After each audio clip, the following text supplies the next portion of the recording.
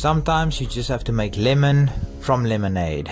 The plan for today was incline, low weight, high reps, because the upper part of my chest is still, in my opinion, lacking strength and lacking definition. So that was the plan.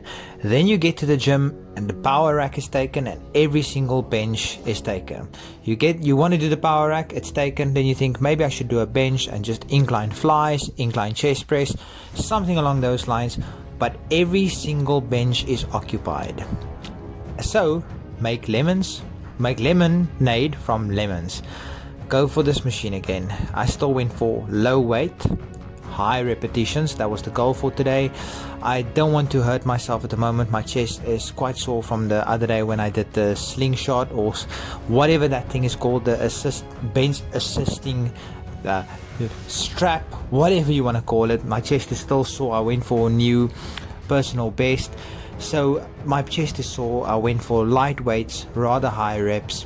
And yes, if you guys are checking out this video, please consider subscribing. It's free and it does help me a lot. Anyway guys, I hope you have a good day. Cheers everybody.